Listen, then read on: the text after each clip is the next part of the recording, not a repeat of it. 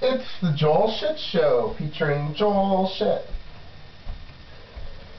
Hi, and welcome to the Joel Shit Show. I'm your host, Joel Shit. So last night was the 21st debate between the Democratic presidential candidates. I didn't realize they'd had 20 of them already. Of course, you know, a lot of them are aimed at whatever specific states are going to be voting in their respective primary coming up, so you don't hear about them as much. But now that the nation is bored with the political landscape, it's big news, so that's why they were talking about it. And it's been a while since they've debated too. And I didn't watch the debate. I don't even know whether it was televised, and not living in Pennsylvania, maybe it was only on Reading Public Access TV. I don't know. All I know is that when I was a kid and I played Monopoly, and it was the Reading Railroad, I called it the Reading Railroad. I had no idea that there was a train that went from Atlantic City to Reading, Pennsylvania. No fucking clue.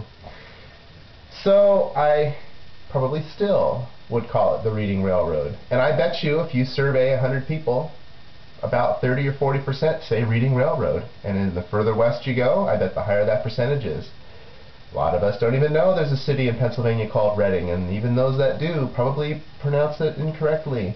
And then you have to make the correlation between Reading and reading, and no, I don't think so. I think that it's like the bookmobile, but it's on a train, because that's what we had when I was a kid. Bookmobiles, besides the library.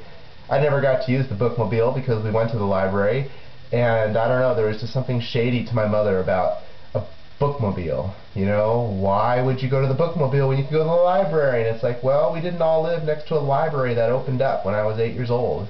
They just happened to build it after we moved to that neighborhood. Lucky for us. But my mom didn't like that library, so we ended up going to one that was 9 miles away that had been around for a while. And is still there, I might add. The Pearl Avenue branch of the San Jose library system is where we would spend our Saturday mornings reading books about cartoons instead of watching them.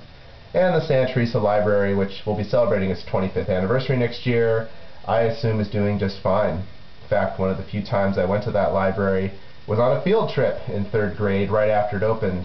It was right after that earthquake too in 1984, I think that was in April, right after my cat died in March of 1984. Just everything reminds you of everything. How do I do this in 3 minutes? It's just impossible. So my mom was always one of those chaperones in any field trip, and that just would mean it would be no fun for me. And so it was a brand new library and brand new bathrooms with the new paint smell. So me and Josh Parman and Jamie Crellin, who they would be my friends when they needed an accomplice, we'd go underneath the bathrooms and lock the bathrooms and come back out from under the stalls. My mom caught me. She walked into the boys' bathroom and caught me.